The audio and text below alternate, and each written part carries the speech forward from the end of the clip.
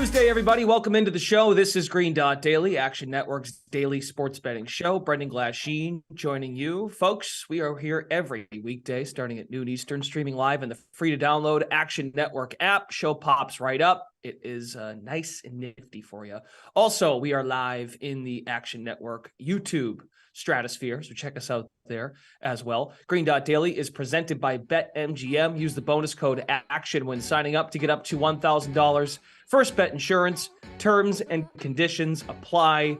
Coming up on today's show, Brandon Anderson. He has fully dived into the NBA. He's getting ready for the NBA second half, final fourth of the season. Really, there's 20-something games left. But Brandon will dive into some future angles that he likes. Micheal Leboff will join us to talk some hockey, talk some soccer. And Nick Giffen is also starting to dip his toes into the college basketball prop market. Looking forward to that. He does a great job during March Madness. Speaking of which, college basketball, McKeon joins us now on Green Dot Daily. He is here to give us a breakdown of some of the big games tonight. We had Jim Root on yesterday. Kai, part of the three-man weave. You can catch him on BBOC as well on Saturdays. So, you know, we played a game of Better Pass yesterday, or maybe that was last week with Jim. But Jim broke down. Yeah, that was last week. But Jim broke down TCU and Kansas, and it's like one of those games, and it feels like Baylor, Kansas State tonight, where you're like, okay. Now, I understand Kansas was a road dog yesterday, but it's like these Big 12 games are so close. The conference is so open in terms of the eighth team could be just as good as the second team. You know what I'm getting at. So I'm getting the feeling here, if we're going to play Better Pass, that I can't figure out the Big 12. You might just want to stay away. That's just my take. Yeah, it's not a bad idea. This conference is the best conference in history, in my opinion, top to bottom. Talk about 10 teams that, besides Oklahoma, probably right now, have a real shot at the NCAA tournament. It's an incredible league. Yeah, it's really hard to predict, and I will be passing on this first one here, Brendan. You're that scared, huh? I feel like that. I'm a little scared. Yeah, fair enough. Okay, so Baylor's favored on the road, and look at the folks below. You can see the bets, the money percentages of 90% of the dollars coming in on Baylor as a short favorite at Kansas State. What about another one in the Big 12, Texas and Iowa State? Iowa State, to me, I think a lot of folks have had their ups and downs with Iowa State, but here they are getting close to, they're getting 3 possessions in this game, or 3, idea. You know what I'm getting at. Like you're getting 7.5. You're getting more than a touchdown against Texas. Of course, we're talking college basketball here, but you like this Iowa State team. I do. I love this Iowa State team. Now, Caleb Grill, one of Iowa State's better players, missed last game, so maybe that's baked into the line. We haven't heard if he's out today or not, but I still think the spread is too high. Iowa State beat Texas by 11 in Ames earlier this season. You could argue revenge. I argue Iowa State might have Texas's number, or at least know how to stay close with them. And also, I think it's pretty encouraging that Iowa State has not lost by more than 8 points all season in the Big 12. They've kept these games close. They have a fantastic coach. And in my opinion, they work harder. They try harder than any team in the country. So just a really hard team to blow out. I like them here, plus 7.5. All right. They've lost 5 of 7, 3 of 4. This is sort of a big spot for them against Texas. But again, they're still in pretty decent shape considering how they started off in conference play.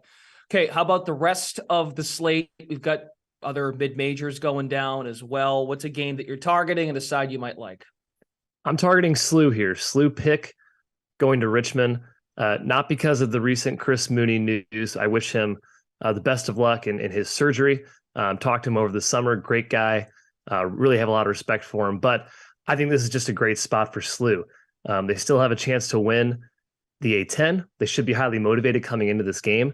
Richmond's home floor this year has not been that strong. One of the weaker ones in the A10 this season.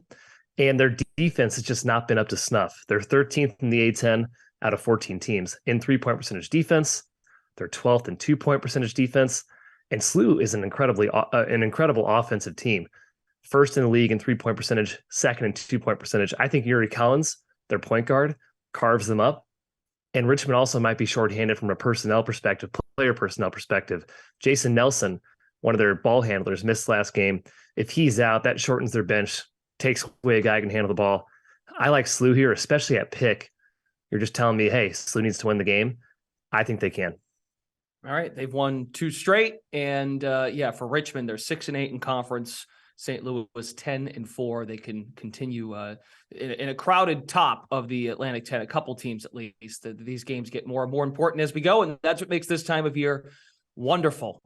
Kai McKeon, thanks so much for stopping by. Enjoy the games tonight. All right. Thanks, Brendan. All right, good stuff in the college world. On to the association. Second half. I put second half in air quotes as I said off the top of the show. There's 20-something games left. The NBA season is coming down to the finish line. Second half, again in air quotes, resumes on Thursday. Here are some potential prop bets that you might be interested in, folks. Clippers after making an addition, or is it an addition by subtraction? We'll get to that. Warriors to make the playoffs. That's a juicy topic of discussion. Do they get healthy? Can their young guys help them down the road here? Suns with the addition of Kevin Durant. Can they win the Pacific? And I feel like we were doing this last year. Lakers to make the playoffs. That's fun. Brandon Anderson is joining us now here on Green Dot Daily. He covers the NBA now these days with the NFL now in the off season. So I know we're not going to dive into everything on the screen there, but let's start with you've got some angles on teams that are not potentially in the playoff mix, but hey, that's what we do here, right? On Green Dot Daily, we want to give out winners. Give us your first, second half future pick. Yeah, and you're right. The key is that we're not really at the second half. We're really at the home stretch here, right? We're down to 20, 25 games left. So I wanted to go out east, but I saw on Green Dot yesterday, Raybon already beat me to my favorite pick at the break, Knicks over 43.5. Take that Knicks over, but we're going to go west today. I'm going to take a team that nobody is paying any attention to. Give me the Spurs and give me the under 20.5 wins. It is tanking season, Brendan. We are about to hear a lot about teams like these Spurs and Rockets and Hornets because Victor Wembanyama is the guy that everyone wants to get. We know about him. We've been hearing about him, but that's going to be the name that comes up more and more. Teams want to get to the bottom of the standings because they want to increase their odds for that top pick and really for Scoot Henderson at number 2. Both those top 2 picks should be really good. So the Spurs, they don't need much help. They started 5-2. They kind of threw us off the scent, right? Yep. Since then, San Antonio 9-43. Where have you gone, Tim Duncan? That is a 14-win pace over a whole season. And that included a 3-game winning streak randomly in the middle of all that, too. So otherwise, 6 wins the entire rest of the way after that start. San Antonio is 30th in net rating. There's 30 NBA teams, Brendan, that's last. They're 30th on defense, and they just traded Jakob Poeltl. They're really their only good defender right now. And a thing I noticed earlier in the year that I think is kind of their secret sauce, the Spurs play at a really fast pace. If you are bad and you play at a fast pace, that means more possessions, and it means more chances for you to be bad and more chances for them to be good and more chances for them to beat you at the end of the day. It's kind of a thing that has not normally been a pop staple, but I think it has changed this year. Imagine that, because they want to lose some extra games. San Antonio has lost 14 in a row entering the break. They have won two basketball games this calendar year, 2 in 2023. They would have to finish 7-16 to go over this number. I don't see that. I don't see where the 7 wins are coming from. I wouldn't be shocked if they win closer to 2 the rest of the way, too. So you can bet them to have the worst record in the league, plus 162. I'm seeing that. I think that's head-to-head against Houston. I kind of like that, too, but we've got a tanking article going up on some of these teams at the bottom. It's time to start paying a little more attention to them because we can make some money. And I think the Spurs are the worst team in the league. Give me that under 20.5. Might not be fun or sexy, but I'll make some money off of it. So 20-62 would get you there. And as you mapped out, 6-17 the rest of the way would get you there. I do see they play Houston twice, March 4th and March 5th. They do. That would get interesting. Yeah, I think that's the key. Like those are the key games. And especially if you want to do that worst record, we just need a split. I think as long as they lose one of those to Houston, you don't want to go 0 no, you do want to go 0-2. This is backwards thinking, right? We don't think this way about sports. As long as they don't accidentally sweep Houston in those games. And the thing is, too, every edge matters in this race to the bottom. It matters whether you finish with the worst record or second worst or third or fourth, even with the flattened lottery odds. And if I trust any franchise in the NBA to bank on knowing that and making sure they milk every last loss out of that, give me pop. Give me the Spurs to make sure that they're like, oh, oops, threw the ball out of bounds. Oh, Houston Rockets, we lost you? Oh, for shame. Like, the Rockets got young guys still trying to prove themselves. The Spurs know what they are. They're going to lose these games and make sure they get there. We'll stay out west, and this next one does relate to a playoff team, and your backing of this play coming up, just stay right where you are. Yeah, exactly. I like the Grizzlies to be exactly what they have been all season. Give me Memphis to be the 2 seed, exactly the 2 seed. Now we're drinking the juice here. It's listed at -150, but sometimes on these bets, when you see the number like that, I think it's kind of trying to scare us away. We would want your money. Well, you can have mine in this case. We only need a 60% chance to hit that bet. And really, this is about what you said at the top here. This is not the midpoint of the season. Right. We are near the end already. The Grizzlies have 25 games left, Brendan, and some of these other teams are down to 21, 22 games. If you look at the standings right now, Memphis, the 2 seed, where they've been for a long time, they are 6 wins behind the Nuggets, the 1 seed. 6 wins. That is a huge margin to make up in only 25 games. And on the other side, they are 6 losses ahead of the Suns and the Clippers, the 2 teams most presumably the threat to catch them if someone was going to. So 6 wins on one side, 6 losses on the other side. 12. That is a 12-game margin out of 25 left. That is a massive, massive spot for them. And look, the Grizzlies, we know their formula works now. We've seen it 2 seasons in a row. They defend, they're deep, and honestly, they're getting a little healthier now too. They've probably the metrics underrate them a little bit because of some of the injuries to Jaren Jackson early, Desmond Bane. So if you look at 538.com, where they project where these teams go, they've got end of the season, Denver at 56 wins, Memphis at 51, safely below in the 2 seed. And the next closest, they've got 3 teams at 45 wins. So again, right where we're at right now, 5 wins above, 6 below.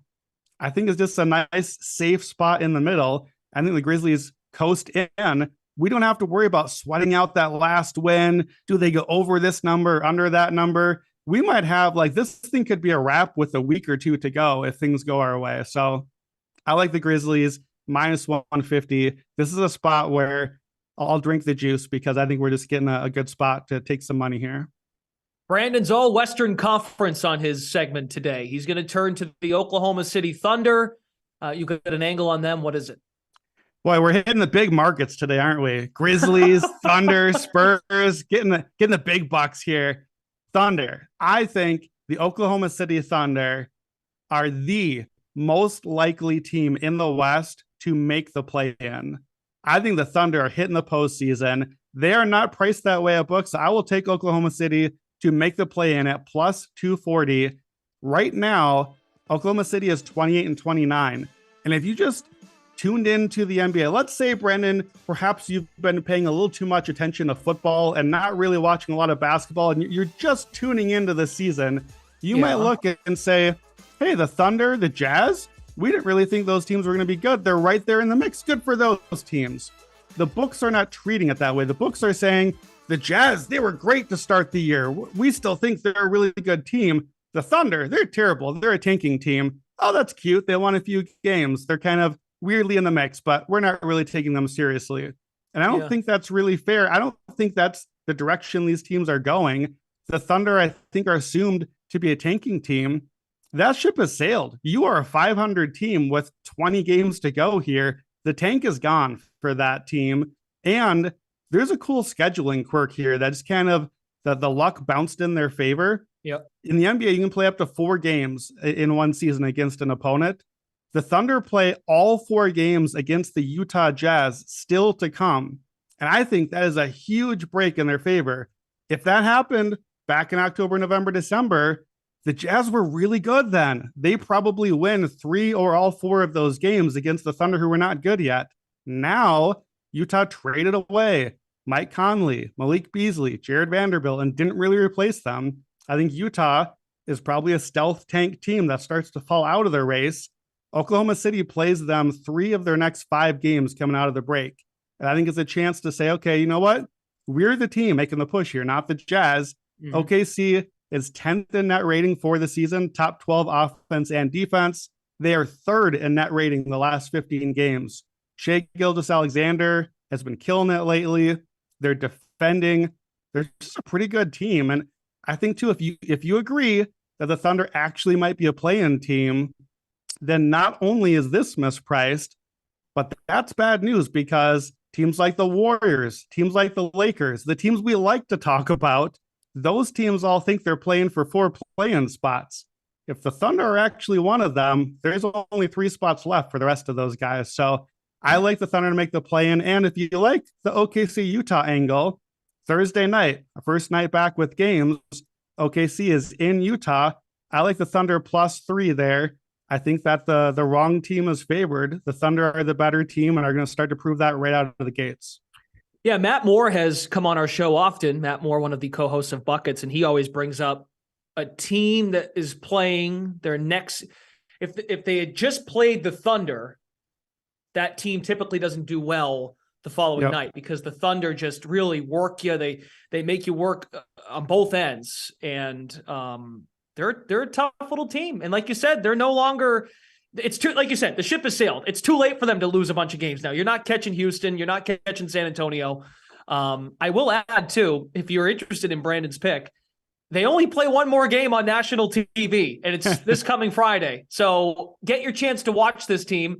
If it's against Durant, too, and they got 4 left against Phoenix, I still think that bodes well, because that's going to be a feeling out process for these teams that made moves in the West. So while they're sexy on paper and they could make a run in the playoffs, there's going to be a feeling out process in short little time, as we've discussed. So, look, Brendan, I think that they got a second national TV game left on the schedule. It's coming in the play-in.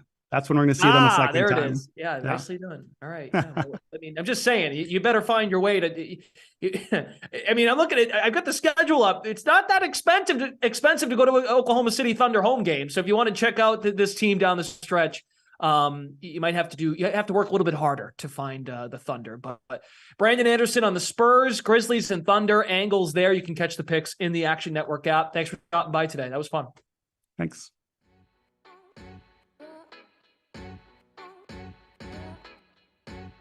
College basketball. Nick is live. Oh, all right. On to college hoops. Pardon me. Apologies. We've got our slate for Tuesday. We had Kai McKeon on earlier in the program to discuss college hoops. Baylor, a short favorite on the road. Tennessee A&M, a top 25 matchup. Marquette Creighton, top 25 matchup. The Blue Jays laying 5.5. Iowa State and Texas, another game that we previewed earlier with Kai. But now we have Nick Giffen joining the program. Sorry, Nick. I was jumbling around college to pros, back to college. But taking a look at the slate here for tonight, you've got some player prop angles, and this is what you normally do. Now, I know we're going to have your bracket breakdown. We'll get to that later in the college hoop seasons. We're getting really close. So I know this is about the time of year you like to start diving in. Oh, yeah. I mean, Super Bowl's over. Got past the Daytona 500 as well, which is always a big thing for me. So back to the college basketball player props. And these 2 games that I'm going to talk about, these are the assist games. Villanova, Xavier, and then I'm going to talk about Baylor, Kansas State. Those 4 teams allow assists at some of the highest rates in the nation. So we're going with assists here. We're going to start with Villanova versus Xavier. I'm going to take Colby Jones over 3.5 assists. You can get that -105 at BetMGM. And this is all about the matchup, because Villanova isn't a fast-paced team. They play slower, so there's actually going to be fewer possessions for Xavier, for Colby Jones to have here. But Villanova, like I mentioned, all 4 of these teams, well, Villanova is the highest of these 4 teams in terms of assist rate allowed. They allow close to a 60% assist rate per field goal made, whereas the national average is around 51%. And Villanova also does not force turnovers. So when you're not forcing turnovers, teams are getting more field goal attempts. And that, of course, will lead to more assists as well. Villanova also doesn't foul a lot. They're top 20% in the nation in not fouling. So by that also means, a lot of times, if there's a foul just on the floor there, then teams get a 1-on-1 or they go in the double bonus and things like that, and they make their points that way. Well, that's not going to be happening as much here. So Xavier is going to score more of their percentage of total points off of field goals. So again, better for Colby Jones' assist number here as well. Villanova also, they just don't force misses. They're worse than average in 2-point percent allowed and 3-point percent allowed. So that's just more buckets made as well. So those attempts are being converted. So it's just a great spot here in terms of the matchup. Also for Colby Jones, I'm projecting 35 minutes. So it's a little conservative because he's matched or cleared this in 5 of the last 7 games. The only 2 times he didn't clear 35 minutes was in blowouts. And this isn't scheduled to be a blowout. There's, some small blowout potential for sure, especially with Xavier at home here. But I think this is just a spot where, I don't expect too much blowout potential. So 35 minutes feels like a safe projection. He did have 6 assists versus Villanova in the first meeting. So I think that's important as well, just because he cleared this 3.5 by quite a bit. I actually have about 4.5 projected. Depends on if I'm going to use his more recent assist rate or his longer term assist rate. So it's a little over 4.5 projected, clearing about 65% of the time. So normally I would say if it's clearing 65% of the time, we could bet this down to at least minus 150, but there is that little bit of blowout risk. And also Desmond Claude should be returning, and he is a low shot percent player in terms of like the percentage of the overall team shots he takes, which means shots will be coming from elsewhere. So Colby Jones could be taking a few extra shots himself. And of course, Desmond Claude does get some assists in there as well. So a little bit of risk, but I don't think it's a ton. I actually baked in quite a few minutes for Desmond Claude in my projections. So I wouldn't bet this more than minus 125, but I definitely like it at minus 105.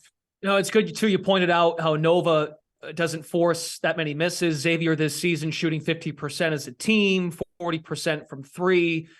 I guess my only hesitation with your pick is just the Big East, man. At this time of year, they're just grinded out kind of games. Now that could bode well if Xavier gets going early in the game. And as you noted, there's blowout potential, but these games do get really close. Yeah, they played to a 75 possession game in their first meeting. So, they are projected for 68 possessions, so not as many as then. But even then, if you scale that 6 assists he had from 75 to 68 possessions, we're still well over 3.5. Mentioned off the top of the segment, Baylor, Kansas State. We talked about this game with Kai McKeon. He thinks it's so close that he passed. We played a game or better pass. He doesn't want to touch the game, touch the side. Baylor favored minus 1.5. You have a player prop angle in this game as well. And what are you thinking? What direction do you want to go in? Yeah, so when you're passing on the side of the total, I think it's a good idea to look into the player props. And this is actually my favorite of the 2 player props. Okay. I'm going to go Adam Flagler over 4.5 assists. You can actually get that at plus money, plus 110 at BetMGM. He's had, so I know 4.5 is the number, so we need to get to 5, but he's had 4+. So just either half of, an assist short or clearing it. 4+ in each of the last 6 and 12 of 15 since conference play started. So he's getting there, or at least really close in almost every single game. And he's actually gone over 4.5 in more than half those 15 games as well, 8 of the 15. This is also going to be a tempo up game for him because Kansas State, they play at the second highest pace in the Big 12. So going to be a few extra possessions there. And, Baylor, 10 of the last 11 games they've played have been equal or fewer possessions than are projected in this game. So really goes to show this is at like the peak of potentially their possessions that they'll be facing all year in terms of Big 12 play. So definitely a tempo up game here as well. Kansas State, they allow a 56.1% assist rate. And like I said, compared to the 51% national average, that's 5% above the national average. So definitely a solid matchup there as well. He had 7 assists versus Kansas State in their first meeting in just 33 minutes, but he has played 35+ minutes in 9 of the last 10 games. So 33 minutes, 7 assists in the first meeting. I think he has a good chance to even clear that this time. So even in another 35-minute projection that I'm giving him, I project him for 5.5 assists, which, I'm projecting for more than 4.5. We're getting plus money on the over. So I really like this. I have him going over 62.5% of the time. I'm happy to bet this to like minus 140. And in the game you referenced, when they faced each other in January, that game went to overtime, but he dealt with some foul trouble. He had 4 personal fouls in that game. Still played quite a bit. Yeah, exactly right. 33 minutes in an overtime game, and he still got there. But that bodes well if he plays closer to the 40 minutes we might expect in these so important games as we come down the stretch. We're talking NBA. We got 20 or so games left. College basketball, you're talking 4 or 5 games left. So they really matter this time of year. Yeah. Nick, thanks for stopping by. A couple of player prop picks. We look forward to more from you as the college basketball season winds down and then we get into March Madness. Yeah, and we'll see you on Friday for some NASCAR as well. All right, let's go. All right, here is your Tuesday slate in the NHL. Your latest odds. Taking a look here. Blues Hurricanes, Carolina, coming off its outdoor stadium event, minus 350 on the money line. They did get a day or two here to get set for this game coming up tonight. You got the Maple Leafs as a road favorite at Buffalo. Wild Kings, that's a tight one. Red Wings, Capitals, possibly could go either way. Washington's favored. And you got the Knights visiting the Blackhawks. Knights at minus 300 on the line. A couple of 6.5 totals. Micheal Leboff now joins us for NHL Best Bets. We'll get to soccer as well in a few moments, but you've got 2 for us. And your first one is player prop related. Share, please. Yeah, I'm going to take a stroll down Narrative Street here with our good buddy Patrick Kane. He's coming off a hat trick on Sunday night against the Toronto Maple Leafs at home. And there's been a lot of talk about Kane. He's a pending unrestricted free agent. The Blackhawks are obviously in the middle of the tankathon, and it's expected that Kane will be traded. But there seems to be a lot of talk about whether or not he's healthy enough, if his game's in a good enough place to help a contender. He was linked to the Rangers. The Rangers made a move for Vladimir Tarasenko. Kane came out and said he was upset about the trade. And then the Maple Leafs were connected to him. They traded for Ryan O'Reilly. Kane then went out on Sunday night and scored a hat trick against them. He's also been linked with the Vegas Golden Knights, and that's who he's playing on Tuesday night. And I think a lot of this has to do with both Kane trying to prove that, hey, I still got game and I can help a contender in the playoff race, and also to kind of shut up the critics that have said he's not healthy enough, and the media's just been surrounding him and Jonathan Toews all season. So he's on a little bit of a sort of semi-revenge tour here, and I like it to keep going. I like the fit that he's playing a team that he's been linked to.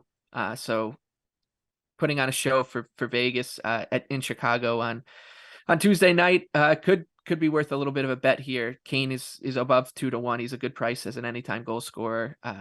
Whether or not you want to go beyond that, back him on like the first goal scorer market or a point prop thing, or to score 2 goals, however you want to do it. I like backing Patrick Kane here in what will be a pretty square, take the bait play, but yeah, it should be pretty fun too.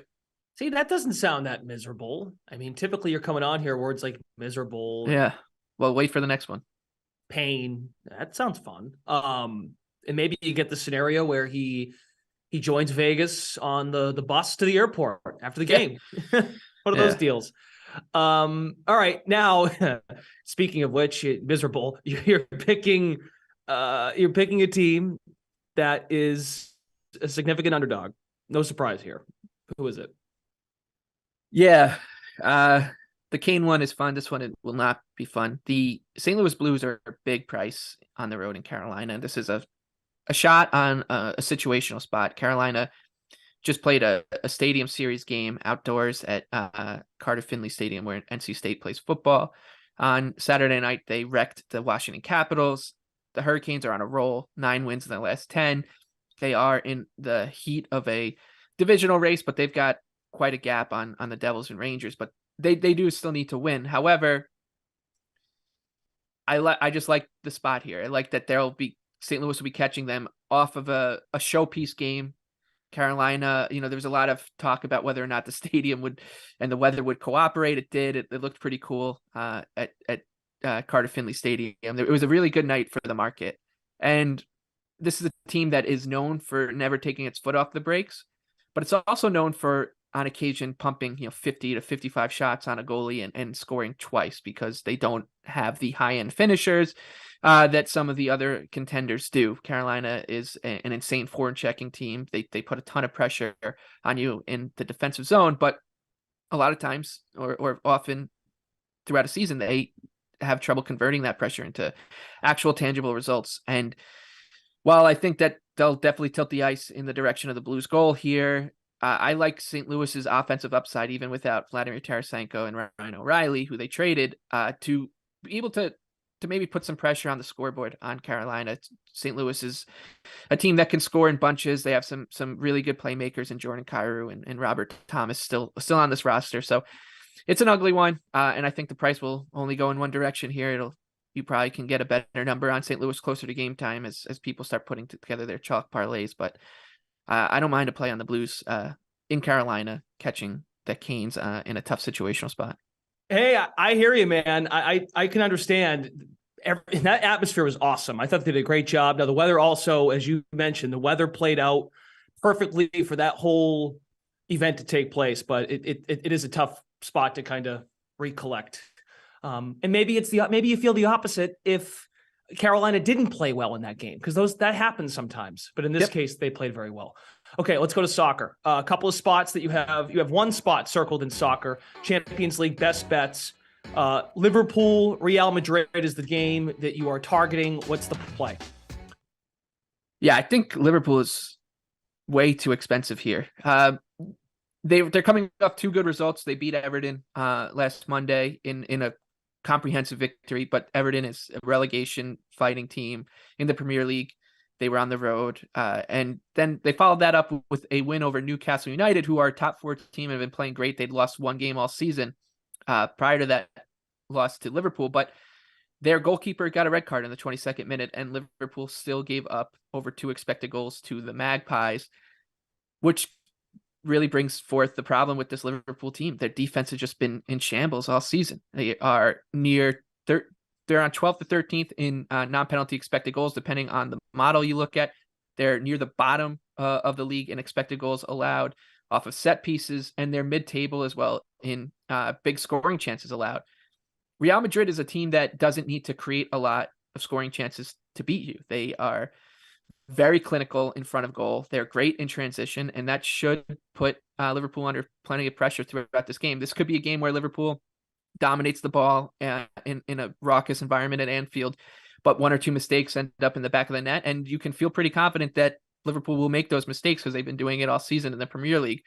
I get the underlying metrics aren't as kind to Real Madrid as they have been in years past, but this is a team that doesn't necessarily put up great underlying metrics. They just win because they have talented finishers, and they're a very well-drilled, well-coached team. So I like Real Madrid here. These two teams know each other very well from previous Champions League encounters. It should be a fun one to watch. This is a rematch of the final from last season. There was a lot of kind of controversy with the way that the city of Paris and UEFA handled the stadium crowd. So you can expect a really good crowd at Liverpool, but I think if Real Madrid can kind of weather the storm in those first 15 minutes, something that they've done very well under Carlo Ancelotti, they could sneak out of here with 3 points or the win. All right, Micheal Leboff, thanks so much for diving in. NHL, soccer, have some fun, enjoy yourself tonight. Sounds like you're in great spirits, and things are going to go really well for you this evening. Yeah, if only it was that easy. Thanks, pal. Thanks for stopping by. Leboff makes me happy. He really does.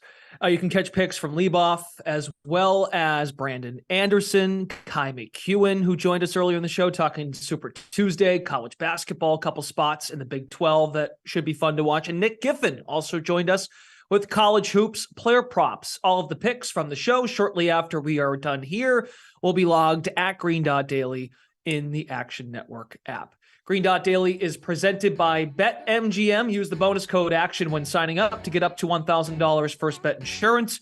Terms and conditions apply. All right, that's it for you, folks. We appreciate you stopping by on your Tuesday. We are back tomorrow starting at noon Eastern for Green Dot Daily. We'll be live in the app, live on YouTube. Thanks to all of our wonderful folks behind the scenes, as well as our guests today. Brendan Glasheen signing off. Get some green dots, and we'll catch you tomorrow.